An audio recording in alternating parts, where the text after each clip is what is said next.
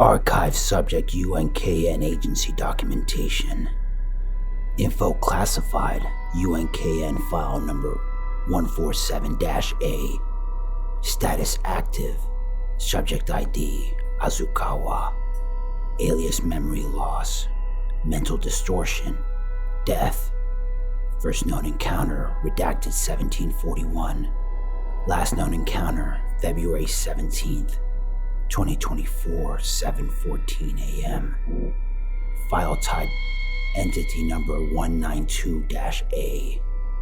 Encounter location Jamestown, Virginia. Victim Crothridge family. Year winter 1741.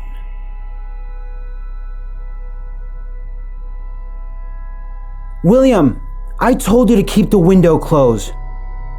Beth's voice cut through the cold air like a sharpened bone blade. William looked over from the firewood crate, his young voice clouded with confusion. I wasn't near the glass today, Mother. I swear it.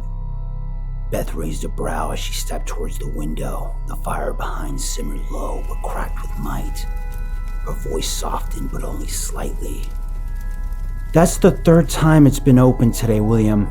It's winter, and we only have enough firewood to last 3 days. Your father won't return till after the snows. William nodded quickly.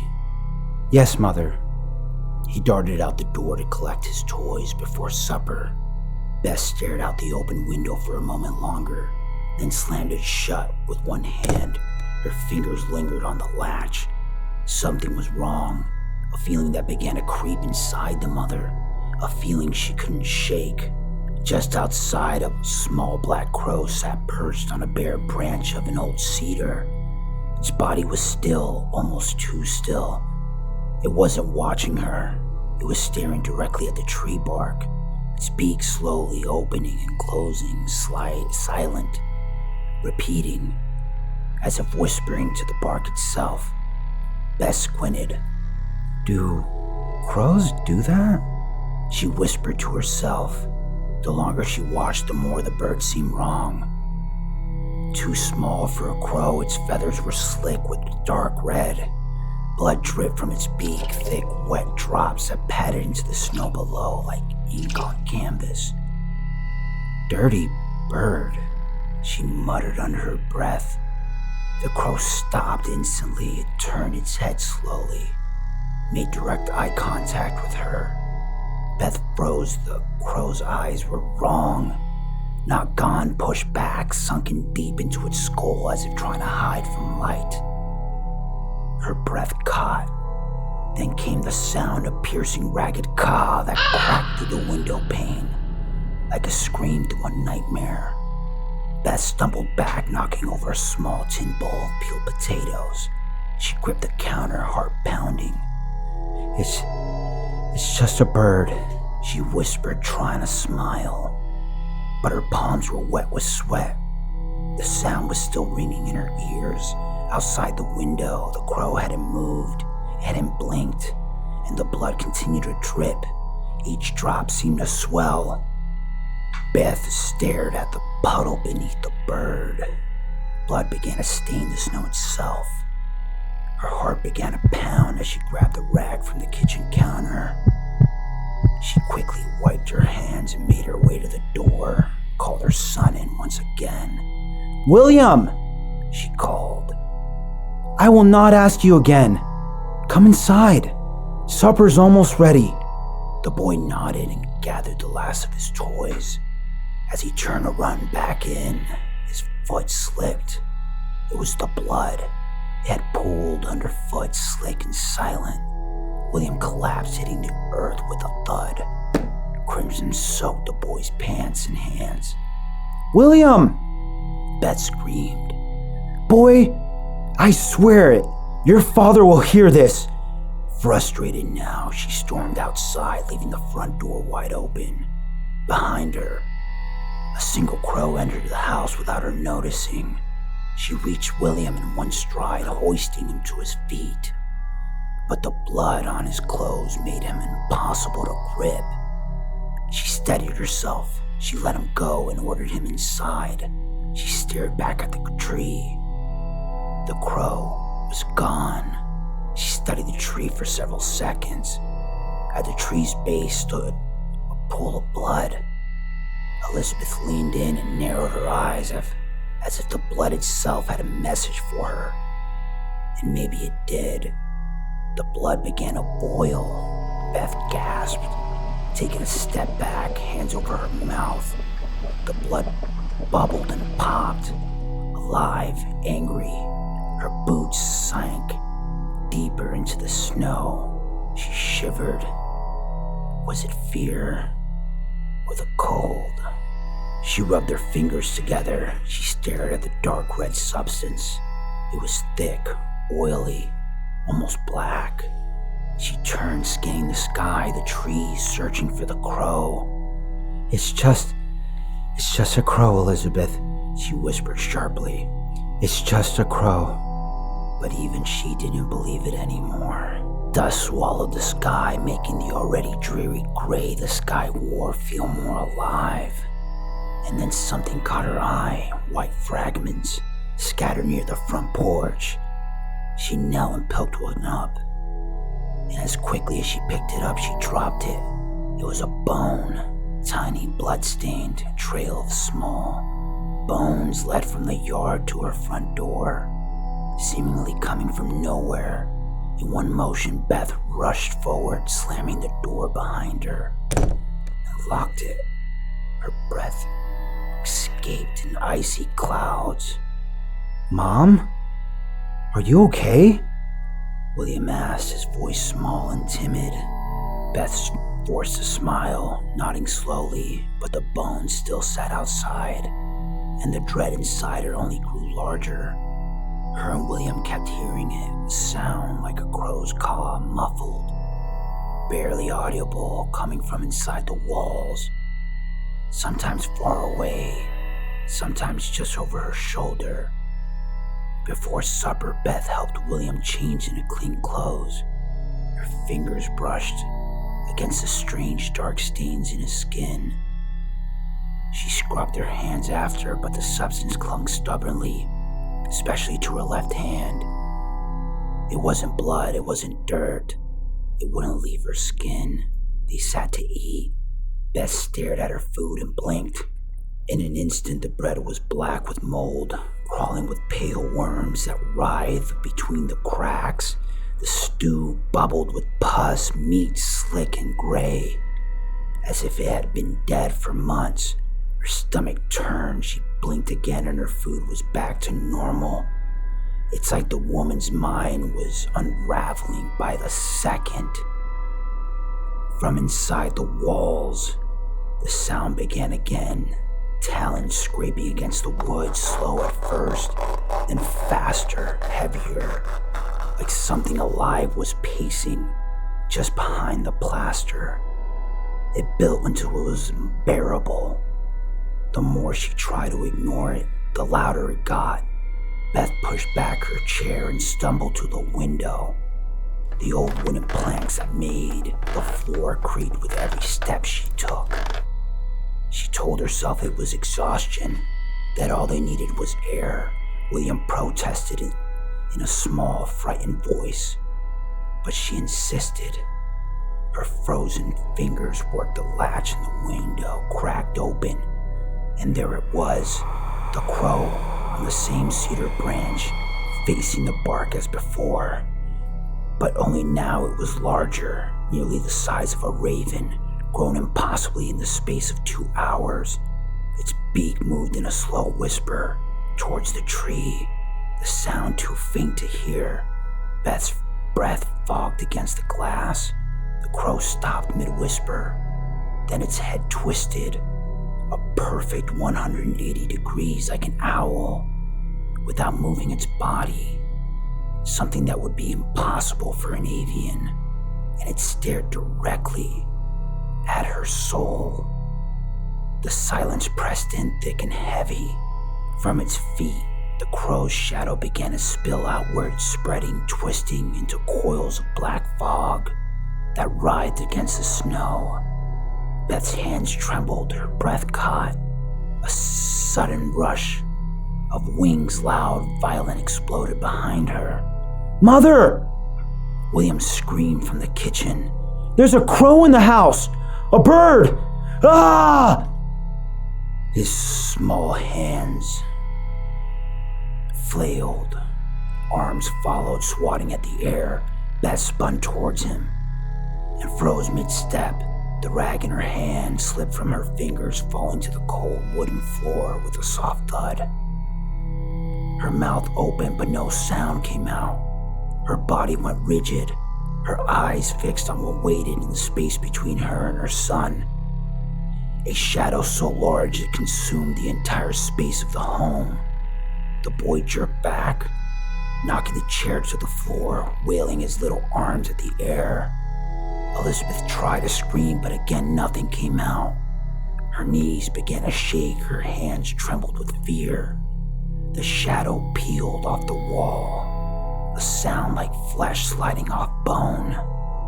The darkness became alive.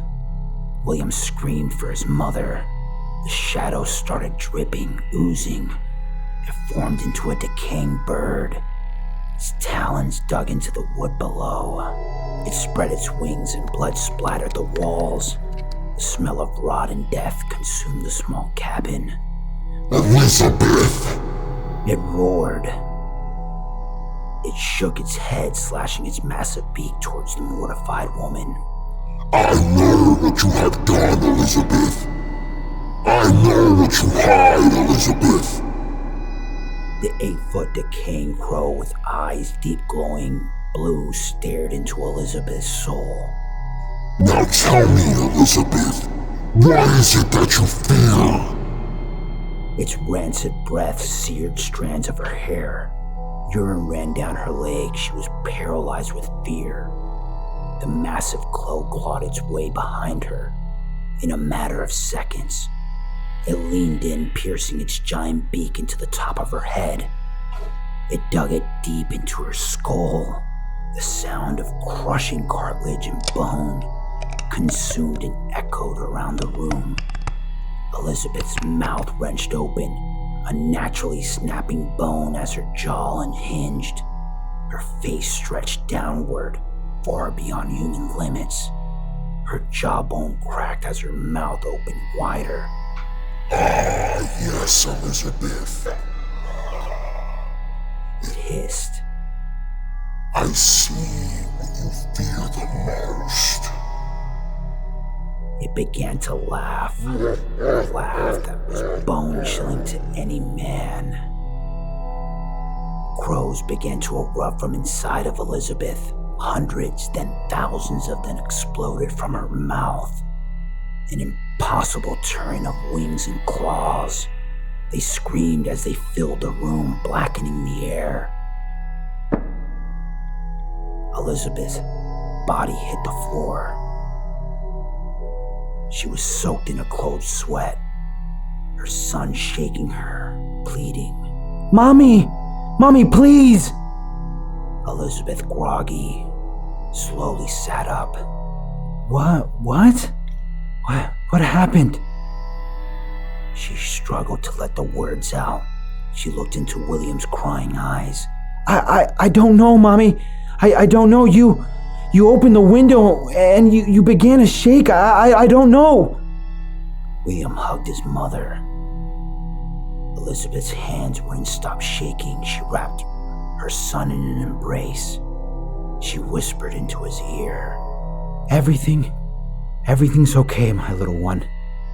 Everything is okay. Her vision blurred slightly as she stared at her left hand. The blood stain was larger, darker now. Night fell the way it always did in these parts, cold, black, and without answers. The mark on Elizabeth's hand was no longer just a stain. It had festered as something alive, an open wound that pulsed like a second heartbeat. Darkness clung to it, oozing in slow, sick drops. The skin stretched and swollen as if though ready to burst. Every throb sent a sharp current through her arm. It hurt to look at, but she couldn't tear her eyes away. Somehow U.N.K.N. 147-A had crossed the threshold. No longer content to haunt her mind, it had begun reshaping her own flesh. A creeping mind rot parasite burrowing deeper in both bod and body. Elizabeth stumbled into the kitchen, clutching her wrist. The lantern light glistened off the slick wound. As she reached for the cloth, her hand was twice its size now, skin drawn tight, straining. Her heart pounded like a war drum in her ear, and then something in the swelling shifted. Her breath hitched as the skin tore. Pain unlike anything she had ever known ripped through her arm. From the split in her flesh, slick with blood and yellow pus, a small malformed crow forced itself onto the world. Its feathers were spark, its beak dripped with blood. Elizabeth screamed, staggering backward as a crow slipped out of her hand and hit the floor. Her free hand rose instinctively to her head and froze. Her fingertips sank into a hole in her skull. Her stomach churned. The edges of the hole pulsed in rhythm with her racing heart. She could feel air sliding in and out of it. Elizabeth began to plead and scream in agony. Mother? William's voice wavered from across the table. His small face was pale, confused. William! Please! Please help me! Help me, please! Tears streamed down her eyes. Her left hand had a gaping hole clean through it. Her pinky finger tore off, slapping the ground with a wet, disgusting thud. William stepped away from his mother, because to William, there was no hole in her hand. There was no blood in her head. There was no crow. The little boy gasped for air as he stood petrified of the sight of his mother. She lunged for the windows, throwing each one open. Frigid wind blasted through the cabin, and then came the sound. The cause, relentless, coming from every direction. Real crows now, dozens, then hundreds, landing on the roof, the porch, the bare branches outside. They lined the sills, their black eyes locked on her, voices merging into one endless rasping scream. Stop! William cried as he began to try and shut the windows his mother had opened. The cold air infiltrated the wooden home like a disease. The crows on the other side battered the cabin, desperate to get in. Elizabeth shoved her son hard. He fell to the floor with a cry. She laughed high hysterically, unhinged, throwing the front door wide open. She stepped into the icy dark, and there it was, U.N.K.N. 147-A, Aazoka'awa. 5 feet of rotting bird flesh, wings slick with slime, body reeking of grave earth.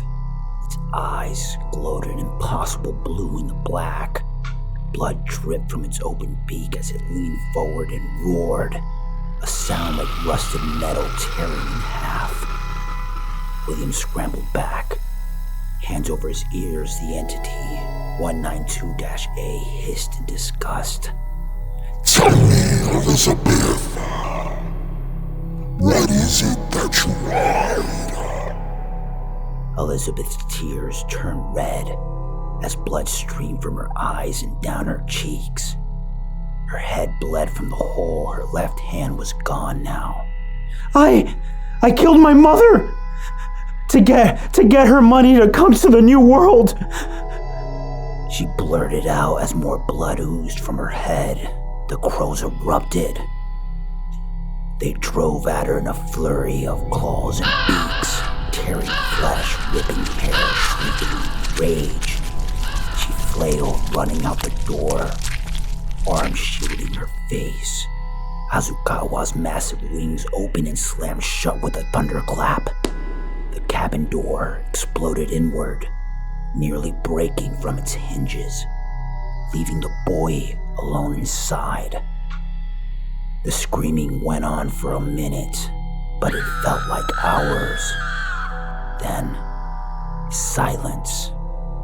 Elizabeth was found 6 days later, half-eaten from the waist down, her legs completely gone. She had small holes all over her upper body. Her eyes were missing and never found. Entity classification file number 147-A, Aazoka'awa, Shadow Crow, entity 192-A, initial origin site, come on check what tribe.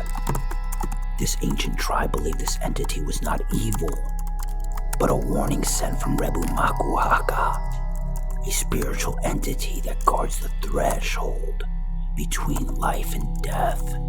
Entity attack profile, cognitive disruption, neural overload, summary and neurological medical report. Subject 192-A induces progressive hallucinatory state via auditory and visual intrusion.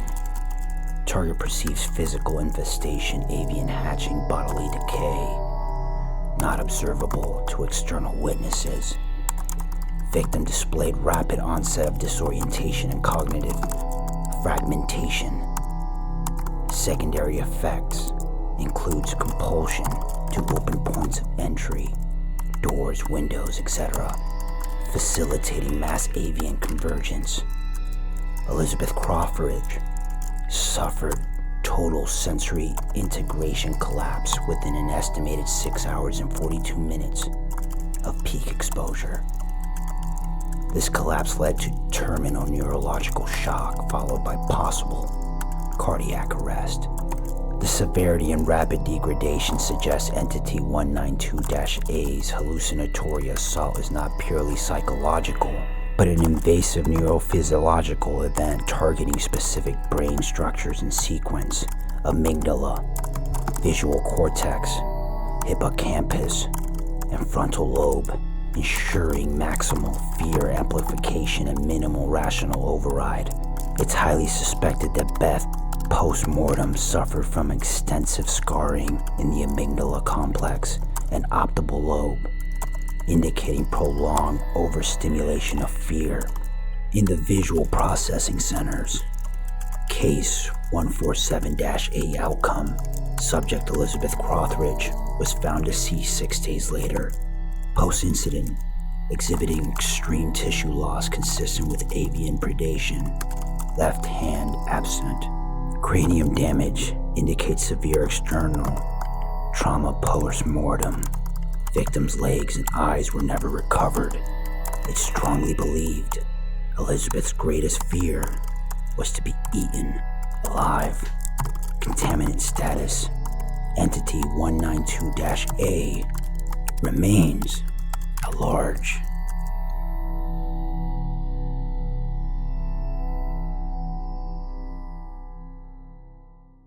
The star.